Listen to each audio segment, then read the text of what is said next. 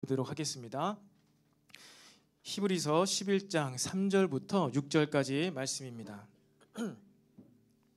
히브리서 11장 3절부터 6절까지 말씀, 제가 먼저 3절 읽고 여러분들이 한 절씩 교독으로 말씀을 읽어보도록 하겠습니다.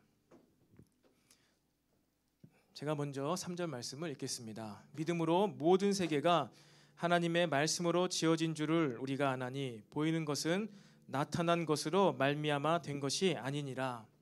믿음으로 아벨은 가인보다 더 나은 제사를 하나님께 드림으로 의로운 자라 하시는 증거를 얻었으니 하나님이 그 예물에 대하여 증언하심이라.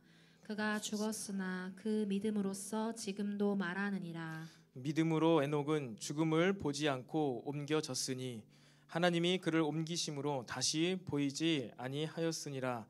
그는 옮겨지기 전에 하나님을 기쁘시게 하는 자라 하는 증거를 받았느니라. 함께 읽겠습니다.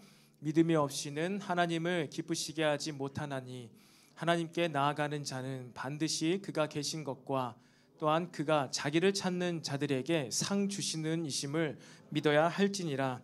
아멘. 네, 할렐루야. 네, 우리 이 시간에도 좌우에 또 앞뒤에 있는 지체들과 이렇게 인사해 보겠습니다. 네, 성령 충만합시다. 성령 충만합시다. 또 매일 기도합시다. 매일 기도합시다. 우리 한 번 더 한번 이렇게 오늘은 특별히 권면해 볼까요? 하나님을 기쁘시게 합시다. 시작. 하나님을 기쁘시게 합시다. 하나님을 기쁘시게 합시다. 여러분들은 인생을 살아오면서 가장 기뻤던 순간, 가장 행복했던 그 순간이 언제였나요? 제가 유치원 때 어떤 기억이 있습니다. 유치원 때인지 한 9살 때였는지 그 정도였는데 10살 되기 전이었는데 가을 날이었어요. 신림 6동에 살 때였습니다.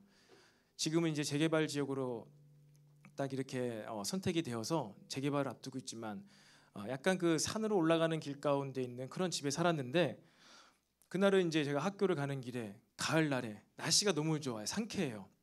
아침 햇살도 너무나 부드럽고 날씨도 또 선선하고, 그러면서 학교 가는 길에 너무나 행복하다, 너무나 기분이 좋다라고 그런 상쾌한 기쁨을 느껴본 적이 있었습니다. 그리고 제가 또 언제 기뻤을까 생각해 보니까 지금의 아내를 만나서 교제할 때 기뻤던 것 같아요. 함께 대화하면서 같은 것을 이야기하고 또 같은 마음들을 나누고, 인생의 목적, 삶의 목적, 평생 살아가는 데 있어서 정말로 이렇게 비슷한 가치관, 생각을 가진 사람과 대화하는 게 이렇게 기쁘구나라는 것을 느꼈던 적이 있습니다. 그리고 그 다음엔 또 어떠한 기쁨을 느꼈을까요? 자녀를 낳는 기쁨을 느꼈습니다. 자녀를 낳았는데 자녀가 날 닮은 거죠. 자녀가 저를 닮은 거예요. 비슷하게 생겼습니다. 아내를 더 닮았지만 자녀가 태어났는데 닮았고 부모를 닮고, 그리고 또 하는 행동들이 있죠. 그런 하는 행동들, 이런 것도 저희들을 닮은 것을 볼 때 참 너무나 기쁨이 느껴집니다. 뿐만 아니라 여러분 어떻죠? 보니까 여러분 이번 주에 우리 찬양 간사, 규리 간사가 아이를 낳았어요. 아마 기쁨이가 태명이 기쁨일 텐데 기쁨이가 태명이 아니라 태명이 기쁨인 걸로 알고 있는데 아직 이름을 안 지었는데 딱 나와서 이제 사진을 이따 볼 건데, 사진을 보면 누구 닮았다, 코는 누구 닮았네, 뭐 이렇게 얘기하잖아요. 그리고 우리 자녀들이 부모를 닮은 것뿐만 아니라 또 누가 기뻐하지요? 여러분들이 자녀를 낳으면은 할머니 할아버지들, 우리들의 부모님이 이 자녀를 보면서 너무나 닮았다, 그러면서 이 조부모님들이 또 굉장히 기뻐하더라고요. 한 대를 걸러서 태어난 어린아이인데 또 불구하고 자신을 닮은 것, 뭔가 닮았기 때문에 마음속에서 심령에서 올라오는 기쁨이 있습니다. 이것을 뭐 과학적으로 증명을 해야 될까요? 어떻게 논리적으로 이성적으로 증명할 필요가 있을까요? 그러니까 마음에서부터 올라오는 여러분 그러한 기쁨이 있습니다. 그러한 행복감이 있다는 거예요. 우리가 꼭 무슨 게임을 해서, 아니면 우리가 무슨 어떤 것을 해서 세상이 어떠한 미디어나 보여주는 것으로 그것을 보면서 우리가 어떠한 느끼는 기쁨, 그것과는 뭔가 본질적으로 다른 기쁨이 있습니다. 그러니까 광고를 보면은 예전에는 그런 광고가 없었는데 요즘에는 그런 광고가 TV에도 나오는 것 같고, 그리고 대중교통 버스에도 광고가 붙어 있는 것 같아요. 그러니까 저희 집에 이제 TV가 없는지 벌써 한 10년이 좀 넘었는데, 그때만 해도 TV에서 게임 광고를 하지 않았거든요. 근데 어느 순간부터 이제 위성 TV 있잖아요, 종합 채널 이런 거, 여기서부터 연예인들이 게임 광고에 나오고, 처음 게임 광고가 TV에서 나왔을 때 굉장히 웃겼어요. 뭐 시시하다 저런 거를 광고를 하냐. 근데 어느 순간부터는 또 버스 지나가는 버스에도 게임 광고가 있고, 요즘에는 아마 공중파 방송 광고에서도 게임 광고가 나오지 않나요? 여러분 그거 하면 뭐가 느껴지나요? 아, 나도 저 칼 갖고 싶다. 나도 저 아이템 얻고 싶다. 혹시 이런 기분이 막 드나요? 아, 저 아이템, 저 뭐 만렙, 뭐 레벨 99짜리 저 칼 가지고 나도 진짜 뭐라고 합니까? 지존캐가 된다. 아, 저것만 가지면 소원이 없겠다. 막 여러분 이런 기쁨이 혹시 느껴지나요? 그러니까 우리는 지금 20살부터 30 막 언저리까지 다양한 연령대가 모여 있어서 여러분 혹시 지금 게임하면서 많은 기쁨을 누리는 사람이 있을 수도 있습니다. 저도 그런 얘기를 했잖아요. 저도 게임을 엄청 많이 했어요. 중독이 되었을 정도로. 하루에 최고 16시간 동안 게임한 적이 있습니다. 아침 8시부터 밤 12시까지. 밥만 먹고 게임하고 밥만 먹고 게임하고. 방학 때, 중3 방학 때 고등학교를 미리 합격해놓고 그리고 이제 게임만 하는 것이죠. 그렇게 하루 이틀 안이 너무나 이게 아닌 것 같아서 줄이긴 했지만, 여러분 저도 그렇게 엄청난 게임을 했습니다. 왜? 그 게임 하면은 느껴지는 기쁨이 있거든요. 하지만 그 후에는 또 공허합니다. 허전하지요. 그런데 내가 어떤 눈으로 뭘 딱 보고 뭘 느끼고, 뭐 세상의 미디어가 뭐 디지털, 뭐 전파 이런 것, 그런 것들이 내가 이렇게 했으면 행복할 것 같아, 기쁠 것 같다라는 그러한 기쁨이 있는 반면에, 전에 제가 얘기한 것처럼 전혀 그런 걸 생각도 안 했는데, 예상도 안 했는데 마음속 뱃속에서부터 올라오는 기쁨이 있습니다. 여러분 이 기쁨인 것이죠. 우리 내면에 원래부터 있어야 하는, 원래 있었던 여러분 그 기쁨이 회복되기를 축복합니다. 여러분 그 기쁨만이 저와 여러분의 마음속에 가득하기를 축복합니다. 그 기쁨으로 우리는 충분히 넉넉하게 살아갈 수가 있어요. 세상이 주는 어떠한 기쁨, 흥분일 수 있습니다. 쾌락이라고도 할 수 있는데, 여러분 세상이 주는 그러한 흥분, 그러한 쾌락 아니고도 여러분, 저와 여러분은요 얼마든지 하나님께서 우리에게 주신 그 기쁨이 있다는 거예요. 그 기쁨 가운데 여러분 우리가 기쁘게 살아갈 수가 있습니다. 여러분 우리는요 이 수련회까지 우리가 하나님의 손길이 함께하는 이 믿음의 행동에 대해서 말씀을 나누고 있습니다. 여러분 이 말씀들이 우리의 마음 가운데 심겨지기를 원해요. 여러분 아마 팀들을 통해서 전달받았을 겁니다. 우리가 마지막 주에 수련회를 가는데 지난주에 광고했잖아요. 이번에는 외부에서 했으면 좋겠다 해서 외부에서 하려고 한다. 여러분 그래서 외부의 장소가 여러분 구해졌습니다. 여러분 박수 한번 하겠습니다. 정말로 막 연락하는 데마다 다 이제 끝났죠. 어떻게 한 달도 안 남았는데 이걸 구할 수 있습니까? 그런데 정말 구하고 찾고 두드리니까 하나님께서 좋은 수양관, 지금까지 우리가 매년 광흥기도원 갔잖아요. 근데 이번에는 다른 곳으로 갑니다. 다른 곳으로 가는데 너무 시설도 좋고 환경도 좋고 거리도 가깝고, 그리고 그 수련회 장소로 우리가 가게 되었어요. 그래서 우리가 그 수련회 또 다녀와서 또 토요일날 다시 와서 주일까지 우리가 수련회 메시지로 함께 나누어질 텐데요.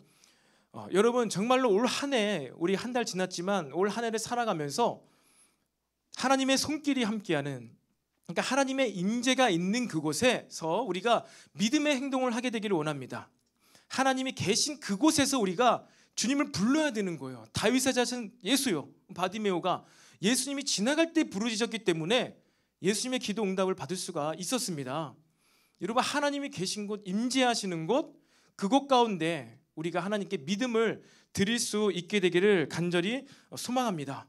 그래서 여러분 계속 우리는요 이 말씀을요 믿음으로 받아야 되기를 받는 줄임을 믿으시기를 바랍니다. 육신의 길을 통해서 또 우리 말씀이 이해되어지고 또 우리 마음으로 말씀이 전달되어지기를 축복합니다.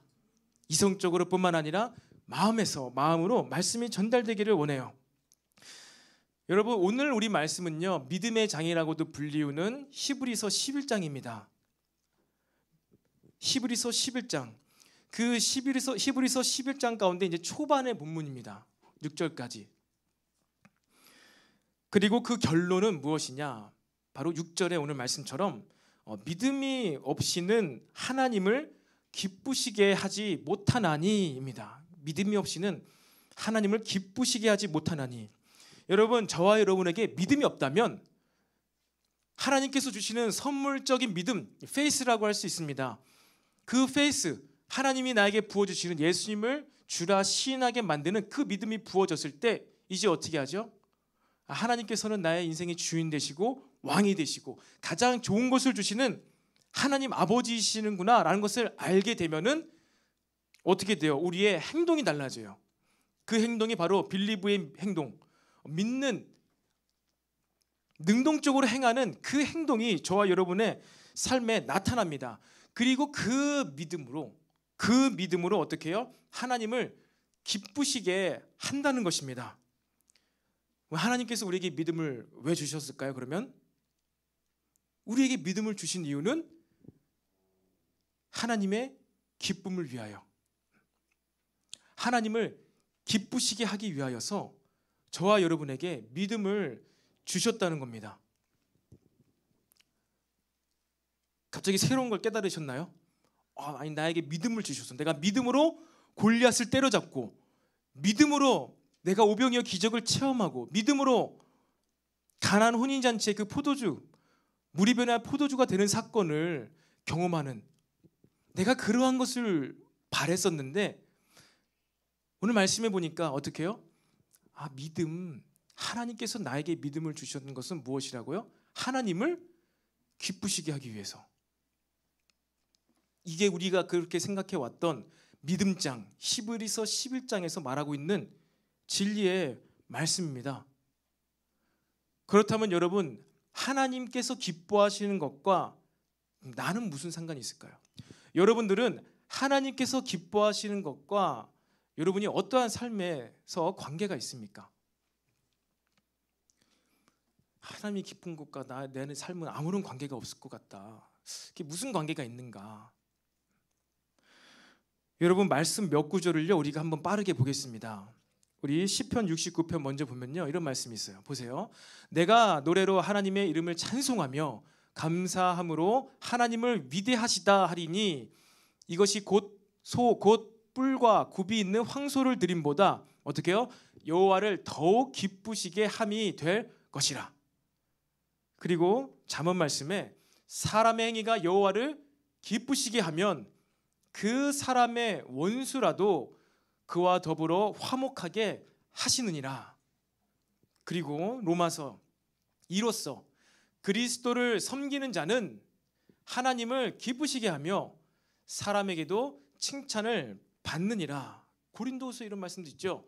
그런즉 우리는 몸으로 있든지 떠나든지 주를 기쁘시게 하는 자 되기를 힘쓰노라. 여러분 성경의 수많은 구절들을 살펴보잖아요. 그러면 이처럼 뭐예요? 수많은 구절들에서 하나님을 기쁘시게 하라고 하고 있습니다. 어떤 구절에서는 우리가 하나님을 기쁘시게 할 때 하나님께서 우리가 원수와도 화목하게 해주신다 이런 말씀도 있는데 뭐 그런 어떠한 대가성이 없다 하더라도 우리가 하나님을 기쁘시게 하자. 우리가 이 소를 바치는 것보다 우리의 입술로 찬양으로 하나님을 위대하시다, 하나님은 위대하십니다 라고 고백하는 것이 하나님을 더 기쁘시게 하는 것이다. 그렇게 이야기를 하고 있습니다. 여러분 말씀으로 모든 보이는 세계와 보이지 않는 세계가 이 하나님의 말씀으로 창조되었다고 저와 여러분들이 믿는다면요, 이 하나님의 기쁨, 창조주 하나님의 기쁨과 저와 여러분들과는요 관계가 있습니다. 관계가 있어요. 하나님께서 하나님께서 우리를 만드실 때, 창조하실 때 어떠한 모습으로 창조하셨다고 우리가 배웠습니까? 세가족 교육 시간에 항상 가장 먼저 배우는 것입니다. 저와 여러분의 형상은 모습은요 하나님의 형상을 닮아서 닮은 모습으로 창조하셨습니다. 그것을 신학적으로 표현한다면은 영이 있는 존재로 창조하셨다, 영적인 존재다라는 뜻이지만 그런 어떤 신학적인 논증이 될 수 있겠지만 어쨌든 하나님께서는요 성경을 통해서 보자면은 우리를 하나님의 형상과 닮게 비슷하게 창조를 하셔서 하나님을 닮은 저와 여러분을 보면서 하나님이 뭐 하시기 위해서 만드셨을까요? 기뻐하시기 위해서. 하나님께서 즐거워하시기 위해서, 그냥 그 모습 자체를 통해서 기뻐하시기 위해서, 그리고 하나님께서 저희들을 보면서, 저와 여러분들을 보면서 어쩌면 이 아들 딸들이 나와 똑같은 행동을 하는구나, 어쩌면 이 아들 딸들이 나와 똑같은 성품 인격을 갖고 있구나, 하는 말과 행동을 보니 꼭 내가 하는 것과 동일하구나 라는 것을 느끼시면서 무엇을 느끼실까요? 기쁨을 느끼시는 거예요, 여러분. 그 기쁨. 그리고 그런 것 때문에 하나님께서 기뻐하시면은 어떻게 된다고요? 원수라도 우리와 화목하게 하신다는 겁니다. 원수, 마음이 통하지 않고 말도 통하지 않고 늘 힘들고 어려운 그 상대, 인생의 어떠한 장벽과도 같은 존재, 해결할 수 없는 어떤 문제와 같은 그 일일지라도 하나님께서 어떻게 해요? 해결해 주신다는 거예요. 뭐가 될 때? 저와 여러분들이 하나님의 기쁨이 될 때, 기뻐하시는 자가 될 때, 기뻐하시는 것을 행할 때 하나님께서 이 모든 것을 우리에게 주신다는 것을 믿으시기를 바랍니다. 하나님께서 기뻐하시는 것과 우리 마음으로 같이 기뻐해야 돼요. 그냥 겉으로만, 행위로만 하나님께서 원하시는 것을 하는 자가 아니라 마음으로 힘써 하나님을 기쁘시게 하게 되기를 바랍니다. 왜 그래요? 하나님께서는 우리의 겉모습도 보시겠지만 우리의 마음도 보시기 때문이에요. 사람에게는 숨길 수 있지만 하나님에게는 숨길 수 없는 그 마음까지도 보시기 때문에 우리가 마음으로 하나님께서 기뻐하시는 그 일을 하는 것, 이것이 저와 여러분의 창조된 원리입니다. 이게 원리예요. 우리 인생의 원리입니다. 여러분의 인생의 그렇다면 목적은 하나님의 기뻐하심과 어떠한 관계가 있나요? 지금 여러분들께서 바라고 원하고 갈망하시는 것, 얻고 싶은 것, 성공해서 얻고 싶은 것, 그것이 하나님과 얼마나 관계가 있나요? 여러분들이 이제 앞으로 자녀를 낳습니다. 자녀를 낳으면은 그 태어난 것 자체로 너무나 기쁩니다. 행복합니다. 그런데 저와 아내는요 이런 생각도 했습니다. 자녀를 낳아서 정말로 예수님의 제자로 키우자. 하나님께서 기뻐하시는 제자로 자녀를 우리가 키우자. 그런 결단을 했습니다. 그러한 결단과 다짐으로 자녀를 양육하는 거예요. 그 아이를 대하는 것입니다. 왜? 하나님께서 기뻐하시는 아이가 되게 하기 위해서. 이게 기준이라는 거예요. 여러분들이 하루 중 얼마나 많은 시간, 몇 시간이나 하나님께서 기뻐하시는 시간으로 보내고 있나요? 에베소서 5장 8절에서 10절 말씀입니다. 이건 교회들에게 주시는 메시지예요. 너희가 전에는 어둠이었더니 이제는 주 안에서 빛이라. 빛의 자녀들처럼 행하라. 빛의 열매는 모든 착함과 의로움과 진실함에 있느니라. 주를 기쁘시게 할 것이 무엇인가 시험하여 보라. 에베소 교회 가운데 하나님께서 사도 바울을 통해서 무엇을 얘기하고 있습니까? 너희가 전에는 어둠 가운데 살았지만 이제는 구원받아 빛의 자녀가 되었다. 예수 믿는 자가 되었다. 예수가 그리스도다. 예수가 하나님이다 라고 믿는 자들이 되었다. 그리하면은 너희가 이제 무엇을 해야 된다고요? 주를 기쁘시게 하는 일이 무엇인가 한번 시험해 보라는 겁니다. 하나님의 기뻐하심을 시험해 보라. 하나님께서는 무엇을 좋아하시는지 한번 테스트를 해보라는 겁니다. 하나님의 말씀을 기준으로 인류의 각 시대마다 나타나는 어떤 문화들이 있을 수 있습니다. 어떠한 기술들이 있을 수 있습니다. 뭐 어떠한 사상이나 어떠한 학문이나 어떠한 가치관, 개념들이 있을 수 있습니다. 여러분, 이러한 것이 하나님께서 기뻐하시는 것인지 여러분, 우리는 분별할 수가 있어야 될 거예요. 이렇게 하면은 내가 이거를 하면은 내가 정말로 하나님을 믿는 자가 아닌가? 이렇게 하면 내가 천국 못 가고 지옥 가나? 이렇게 하면 내가 뭐 천국에서 떨어지나? 이것은 하면 안 되는 일인가? 이런 판단의 기준을 세울 때요, 여러분, 율법적인 것이 아니라 이 일이 하나님이 기뻐하시는 일일까? 주처 문제에 있어서도 술 취하지 말라, 이는 방탕한 것이니. 그래, 우리가 허랑방탕하게 살면 안 되지. 정결하게 단정하게 살아야 되지. 술을 마시면은 정신이 해롱해롱거리니까 나는 교회 다니는 사람으로서 바른 모습, 정직한 모습, 이것을 보여주기 위해서라도 나는 술을 안 마셔야지. 하지만 그보다 더 근본적으로는 무엇이에요? 내가 이 술을 마실 때 하나님께서 기뻐하시지 않을 것 같아. 내가 이렇게 했을 때 하나님께서 슬퍼하실 것 같아. 여러분, 그것이 여러분의 행동들을요 바꾸게 되기를 바랍니다. 이게 가장 본질적인 거예요. 가장 깊은 곳에 있는 거예요. 이것이 창조의 원리라는 것입니다. 그런데 때때로 저와 여러분들이 신앙생활하면서, 믿음생활하면서 믿음의 행동들을 할 때, 주일 성수에 대해서도 얘기할 때, 생각할 때, 그래, 1년에 2번까지면 괜찮지. 1년 52주 가운데 2번 교회 안 나오는 것, 그것은 아주 그냥 베리 나이스한 거지, 아주 멋진 거지 라는 생각으로, 그러한 기준으로 믿음의 행위들을 하는 것은요 율법적인 거예요. 하나님은 여러분들이 1년간에 교회 몇 번 출석했냐 관심 있는 게 아니에요.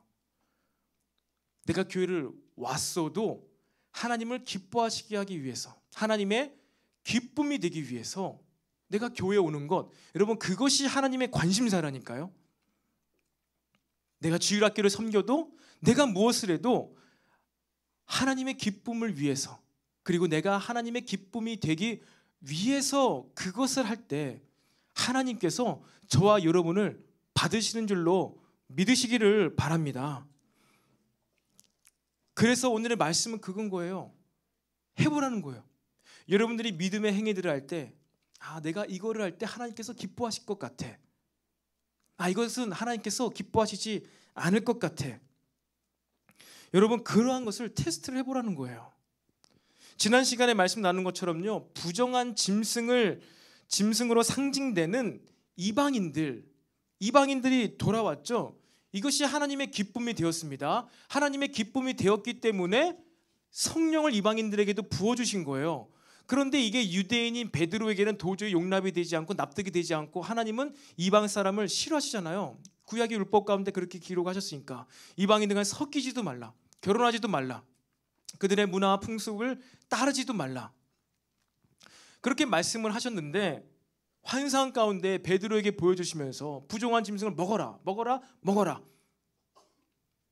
그렇게 했을 때, 이게 왜 나에게 이런 일이 발생되었는가, 아주 골머리 생각하면서 의심하며 가다가 고넬료의 집에 들어간 거예요. 그러니까 이방인이 주님을 찾고 있었어요. 바라고 있었어요. 그러니까 그때 깨달은 것이죠. 하나님께서 이제 이 이방인 가정에도, 이방인들에게도 믿는 자들을 불러오시는구나. 그래서 무엇입니까? 복음을 전했어요. 예수님에 대해서 증거했습니다. 그랬더니만 그때 무슨 일이 발생했어요? 성령께서 이방인들에게도 내려오시니 그들이 방언을 받고 또 은사를 경험하며 놀란 이적들이, 방언을 말하는 일들이 나타나게 되어진지라, 이러한 일들이 발생되었다는 것입니다. 그게 하나님의 기뻐하시는 일이었는데, 베드로의 생각 가운데는, 그의 어떤 기준 가운데는 도저히 하나님이 기뻐하신 일이 아니었다는 것이죠. 성령 세례가 부어짐을 보면서 성령께서 이들을 인정하셨고 인치셨는데, 우리가 이들에게 왜 물 세례를 베푸지 않을 이유가 무엇이 있느냐, 그러면서 교회를 위해서도 공인되게 하기 위해서 물 세례를 이방인들에게 베풀게 되었다는 것입니다. 하나님께서 기뻐하시는 일, 하나님께서 원하시는 믿음의 행동, 저와 여러분의 삶 가운데 원하시는 믿음의 행동들이요, 정적이지 않다는 거예요. 점점점 확장되어 가고 있습니다. 점점점 하나님 나라의 완성을 위해서 하나님께서 기뻐하시는 일이요, 점점점 커지고 있어요. 넓어지고 있어요. 깊어지고 있어요. 그것을 알고 그것에 관심을 갖고 여러분 그것에서 하나님을 기쁘시게 하게 되기를 축복합니다. 예수님의 몸된 교회 공동체를 섬기는 것, 연약한 지체를 돕는 것, 그리고 다음 세대 우리 어린아이들을 섬기는 것, 여러분 이것을 하나님께서 기뻐하실 줄로 믿으시기를 바랍니다. 그러니까 한번 그런 일을 해보시라는 거예요.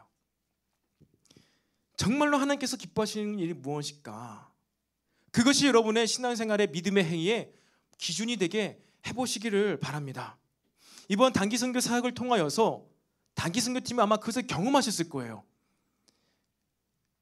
어제 이제 단기선교를 다녀오고 나서 후기 모임을 가졌습니다. 근데 티타임을 가지면서 어땠니? 한 주간 삶을 보면서 이 단기선교를 마무리하면서 어떤 것을 느꼈니? 하면서 나눔을 했는데 그 나눔 가운데 대부분의 많은 우리 청년들이, 지체들이 그렇게 나눔을 해주었어요. 일주일 동안에 정말로 자기가 천국과 같은 삶을 사는 것 같아요. 그런데 다시 직장 생활하니까 너무나 대비되는 지옥 같은 삶이 시작되었어요. 그것이 다시 너무나 그리워요. 그런 얘기를 하더라고요. 여러분, 근데 전혀 천국이 아닙니다. 여러분, 그 네팔이 이제 개발이 잘 안 되어 가지고 막 굉장히 공기도 좋고 자연이 막 위대하고 막 아닙니다. 우리나라 여기보다 공기가 더 나빠요. 미세먼지, 공해가 잘 필터가 되지 않아서, 그리고 막 불도 막 많이 태우고 막 이래 가지고요, 공기가 되게 안 좋습니다. 나무도 많은데 공기 너무 안 좋아요. 그리고 그 선교지 환경이 좋지가 않죠. 막 씻는데도 잘 못 씻고요. 우리가 그렇게 물도 많이 없다고 하셔가지고 물도 아끼면서 씻었어요. 그래서 형제들보다 자매들이 인원이 더 많았는데 형제들은 그냥 모르겠습니다. 물을 받고 썼나요? 샤워했나요? 그냥 물은 세지 않았는데 그냥 약하게 틀고 저는 이렇게 씻었는데, 자매들은 보니까 그 담아놓고서 씻었다 하더라고요. 흐르는 물에 안 하고 물 끊길까봐 양동이 하나 해가지고 그걸로 씻었대요. 물도 제대로 못 쓰고 전기도 중간에 몇 번 끊기고, 그리고 사역하러 가는데 너무나 비포장도로 길이 좋지 않아가지고 2시간을 덜컹거리면서 갔어요. 20분이 아니고 2시간을 덜컹덜컹 폭풍 덜컹덜컹 폭풍 해서 막 자리에서 옆으로 이탈되기도 하고, 그렇게 2시간을 갔다가 하고 2시간 다시 오고, 결코 천국이 아니었습니다. 그런데 내 마음에서, 배에서 느껴지는 건 천국이었어요. 그런데 단기팀 가운데 느껴지는 이 뱃속의 기쁨은 천국의 기쁨이 느껴졌다는 것입니다. 왜 그럴까요? 하나님이 기뻐하셨기 때문이에요. 하나님이 기뻐하시는 그 일 가운데, 그 현장 가운데 있고 그 일을 내가 행동으로 하니까 여러분 그런 기쁨이 우리 심령에서 올라온다는 것입니다. 여러분 그 기쁨이 있다는 거예요. 한번 얼마나 하나님께서 기뻐하시고 좋아하시고 원하시는 일이 무엇인지 테스트해 보시기를 바랍니다. 에베소서 말씀처럼 주를 기쁘시게 할 일이 무엇인가 시험하여 보라. 지금까지 여러분의 믿음 생활, 신앙 생활 가운데 어떠한 기준과 어떠한 판단의 기준으로 신앙 생활을 해 오셨나요? 청년의 때 여러분의 전문성, 기술, 여러분의 관심사, 취미, 이 모든 것 가운데 하나님께서 기뻐하실 만한 것으로 여러분들 준비하고 계신가요? 아니면 세상의 트렌드에 따라서 기술을, 전문성을 준비하고 계신가요? 요즘에는 IT, 요즘에는 데이터 관리하는 자가 나라에서도 적극적으로 밀어주고 있으니까 나는 이것을 해야지. 지금 트렌드는 은퇴하고 나서 커피숍을 하는 것, 치킨집을 하는 것, 이것이 트렌드니까 나도 그렇게 해야지. 지금 요즘에는 이러한 것이 대세니까 나는 이런 걸 해야지. 신앙생활, 교회생활 하는 것 가운데는 마치 믿음으로 하는 것 같은데, 정작 우리의 일상의 삶으로 돌아가서는요, 곰곰이 살펴보면은 전혀 믿음이 아닌 거예요. 전혀 하나님의 기쁨과는 관계없는 것을 선택하고 있는 나의 모습을 발견할 수가 있다는 것입니다. 이것을 누가 먼저 지적하거나 누가 먼저 이렇게 말하기 전에요, 여러분 안에 이미 계신 성령님을 통하여 느끼시길 바랍니다. 그걸 느끼시고 교회 생활하기 위해서 하나님께서 저와 여러분을 구원하신 게 아니에요. 하나님을 위하여, 하나님 나라의 완성을 위하여 구원하셨습니다. 하나님 나라의 완성은요, 교회는 이미 시작됐어요. 교회는요, 하나님 나라의 맛보기입니다. 물론 교회 자체도 완성이 되어져야 되지만 하나님 나라가, 하지만 이제 이 교회를 통하여서 우리의 가정과 일터와 세상의 모든 영역들이 어떻게 돼야 돼요? 하나님의 나라가 와야 돼요. 그러니까 우리의 신앙생활, 믿음생활, 주님을 기쁘시게 할 일이 무엇인가 시험하는 것이 어디서 일어나야 되겠습니까? 여러분의 가정 안에서요. 여러분의 학교 안에서, 공부할 때, 직장 생활할 때, 직장 상사와 관계를 할 때, 이렇게 관계하는 것이, 이렇게 공부하는 것이 하나님께서 기뻐하실까? 이러한 태도와 자세로 내가 직장 생활하는 것이 하나님께서 기뻐하실 만한 일일까? 여러분, 그것에 도전 받으시기를 축복합니다. 나 이런 모습이 하나님을 슬프시게 하는 것은 아니었을까? 여러분, 이것이 되어야 된다는 거예요. 데살로니가전서 4장 1절에 그러므로 형제들아, 우리가 끝으로 주 예수 안에서 너희에게 구하고 권면하노니 너희가 마땅히 어떻게 행하며 하나님을 기쁘시게 할 수 있는지를 우리가 배웠으니 곧 너희가 행하는 바라 더욱 많이 힘쓰라. 여러분, 우리가 교회에서 배우는 거, 저와 여러분들이 함께 공동체 생활, 신앙 생활 하면서 배워야만 하는 것, 그것은 우리가 어떻게 하면 하나님을 기쁘시게 할 수 있을까? 어떻게 하면 하나님을 더 기쁘시게, 행복하게 하실 수 있을까? 여러분, 그것을 우리가 배워나가기를 원합니다. 이야기하고 있잖아요. 데살로니가 교회 가운데 사도 바울이 지금 도전하고 있는 게 뭐예요? 너희가 지금까지 어떻게 하면 우리가 하나님을 기쁘시게 할 수 있을까 배웠다. 제자 훈련을 받으면서, 말씀 양육을 받으면서 데살로니가 교회가 배운 게 뭐라는 거예요? 너희들 이렇게 하는 것이 하나님의 기쁨이 돼.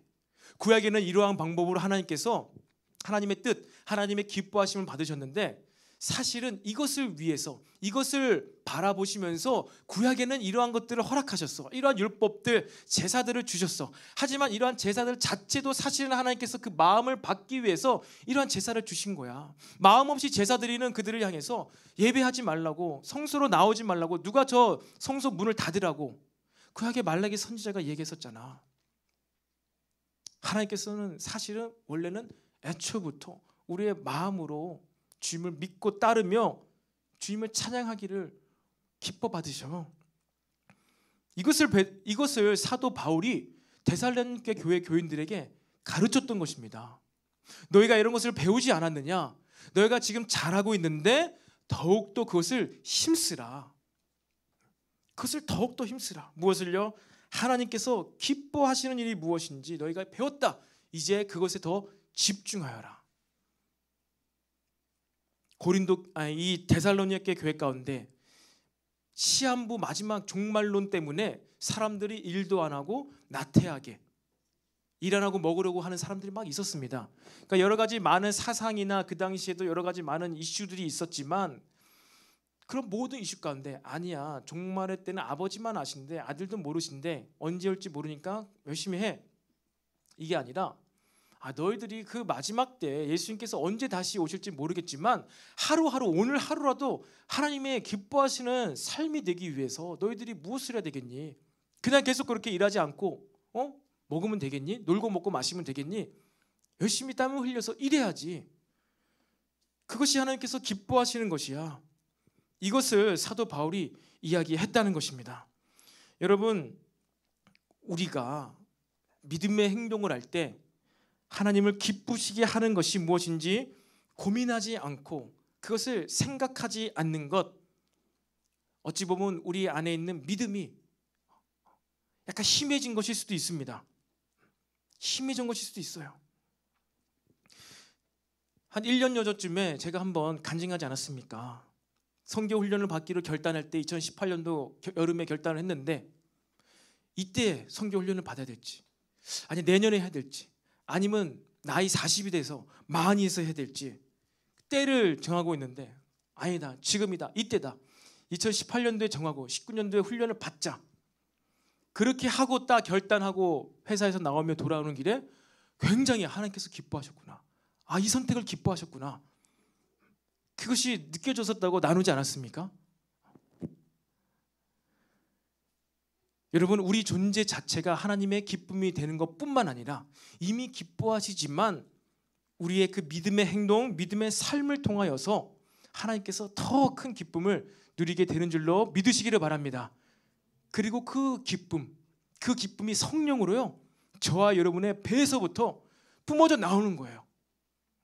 이 기쁨, 이 믿음이 없이는 하나님을 기뻐하시게 할 수 없어요. 하나님의 기쁨을 위해서 우리가 창조되었는데 하나님의 기쁨이 되지 못하고 있어요. 율법에 매여 있어요. 우리 믿음 생활을 점검해 볼 수 있게 되기를 축복합니다. 우리 차한단 앞으로 나오시고요. 여러분, 우리의 인생의 여러 가지 시즌 가운데, 순간순간 가운데 어떻습니까? 우리의 인생의 시간은요, 계속해서 흘러가고 있어요. 흘러가고 있는데 여러분이 학생의 때에 하나님을 기쁘시게 할 수 있는 일이 있습니다. 직장 생활을 할 때 하나님을 기쁘시게 할 수 있는 일이 있습니다. 그리고 여러분들이 자녀를 키우는 그때 하나님을 기쁘시게 할 수 있는 일이 있습니다.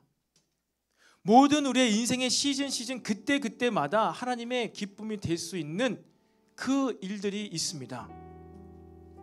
시험 합격하고 나서, 내가 좋은 가정을 차리고 나서, 직장생활 시작하고 나서, 그리고 하나님께 나아가야지, 하나님 기쁨 되어야지. 여러분, 이것은 순전히 인본주의적인 생각이에요. 인본주의적인 생각, 인간의 생각이 기준이 된 생각이라는 거예요. 여러분, 정죄감은 느끼지 마시고요, 여러분 스스로 고민해 보시기 바랍니다. 아, 나는 인생에 지금 이러한 시즌을 살고 있는데 내가 이때 하나님께 드릴 수 있는 가장 기쁨이 될 수 있는 것이 무엇이 있을까? 여러분, 세월이 흐르고 시간이 흐르면요, 여러분의 육체는 쇠잔해져 갑니다. 그런 찬양도 있잖아요. 저도 이제 얼마 안 있으면은 마흔을 바라보고 있습니다. 나이가 들어서 그런지 여러분 육신이 쇠잔해져 가고 있어요. 아니, 지난 3달 전에 했던 줄다리기 때문에 어깨가 아직도 안 낫고 있어요. 이게 예전 같으면 바로 나야 되는데 3달이 지나도 안 나요. 막 물리치료도 받고 있는데 이건 다 헛수고 같아. 막 침도 맞고 있는데 모르겠습니다.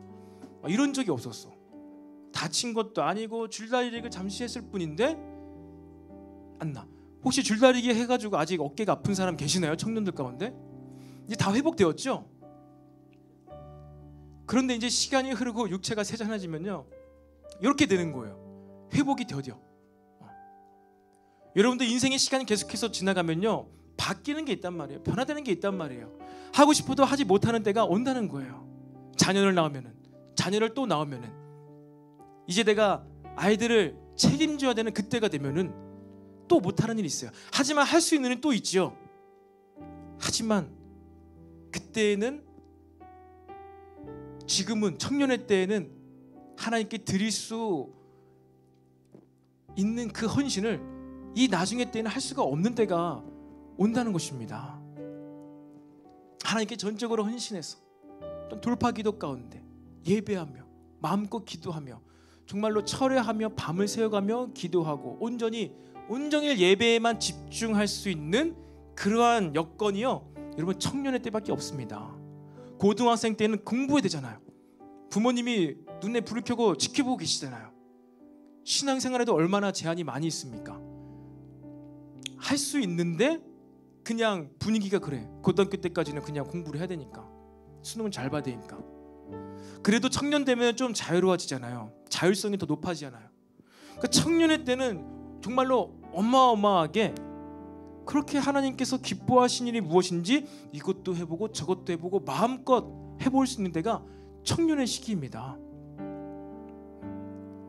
근데 그 청년의 때 하나님께서 기뻐하실 만한 일이, 주를 기쁘시게 할 만한 일이 무엇인가를 경험하지 않고 체험하지 않고 그 배 속에서부터 올라가는 기쁨을 경험하지 않고 또 인생의 다음 시즌으로 가고, 이제는 내가 기쁘게 해야 되는 존재가 또 생겨버리는, 교제하는 사람, 결혼을 해야 되는 대상. 결혼을 전제를 하고 이제 교제를 하면은 이 사람이 뭘 좋아하는지, 이 사람이 정말 기뻐하는 것이 무엇인지 아무래도 생각이 빼앗기게 되어 있습니다. 상대적으로 하나님과 약해질 수가 있어요. 관계가 잠깐일 수도 있지만, 그러한 여러분 인생의 청년의 시즌들이 계속 이제 앞으로 다가올 텐데, 바로 지금이 여러분 하나님을 가장 기쁘시게 할 수 있는 가장 좋을 때입니다. 주를 기쁘시게 할 수 있는 일이 무엇이 있을까 시험하여 보라. 여러분, 하나님의 손길이 함께하는 이 믿음의 행동, 그것 가운데 나의 기쁨, 나의 흥분, 나의 쾌락, 나의 편의, 나의 안위가 아니라 한번 여러분 하나님의 기쁨이 될까? 이것이 정말, 그리고 이것이 생각으로 끝나면 안 됩니다. 그래, 주일학교 섬기는 것, 그래, 뭐 목사님께서도 말씀하셨고 이거는 정말로 좋은 거니까 하나님께서 기뻐하실 거야, 자기 신념이나 자기 체면으로 하지 마시고요. 정말 그것을 이제 하면 뭐예요? 주일학교 교사를 하더라도, 봉사와 헌신을 하더라도 무엇을 해요, 여러분? 뭐 결단할 때 무엇을 하고 하죠? 우리가 기도하고 하잖아요. 기도. 믿음으로 기도하면서 무엇을 해요? 그것을 행하잖아요. 교사든 뭐든 단기 선교든 뭐든 기도하면서 준비하잖아요. 이제 수련회도 여러분들이 기도하면서 준비할 것입니다. 기도를 하면 어떻게 해요? 믿음으로 기도하면 어떻게 됩니까? 믿음은 바라는 것들의 실상이요 보이지 않는 것들의 증거다. 믿음으로 여러분들이 기도할 때 그 기쁨이 미리 선치가 돼요. 성취가 아니라 선치가 됩니다. 생각으로 하지 마시고 기도를 하는 거예요. 기도를 하면서 그 일을 바라보고, 이런 일을 하게 되면 이런 일이 발생하겠구나, 하나님이 이렇게 원하시겠구나, 기뻐하시겠구나. 기도하는 것 가운데 믿음으로 그 실체가 여러분의 마음속에 들어올 때 그것이 기쁨이 되는 거예요. 그러니까 그 기쁨으로 이제 섬기게 돼요. 근데 이러한 준비 과정 없이, 기도 없이, 이러한 믿음의 준비 시간 없이, 나 그래도 순종함으로 교사했는데 왜 이래? 내가 만나는 애들은 왜 이래? 왜 이 모양이야? 순종함으로 믿음으로 수련해 왔는데 왜 이래? 왜 이런 어려움이 있어? 여러분, 히브리서 11장을 우리가 이해할 때 기도를 빠뜨릴 수가 없습니다. 믿음으로 기도할 때 그 믿음이 실체가 돼요. 그리고 그 믿음은 이제 어떤 게 돼요? 하나님께서 기뻐하실 그 기쁨이 우리 마음 가운데 들어온다는 거예요. 그리고 그 기쁨으로, 감사함으로 이제 행동하는 거예요. 여러분, 이렇게 믿음으로, 기쁨으로 행동할 수 있는 여러분 믿음의 사람이 되기를 축복합니다. 이 시간 다 같이 자리에서 일어나서 우리가 이 찬양 또 믿음으로 주님 앞에 올려드리며 함께 기도하도록 하겠습니다.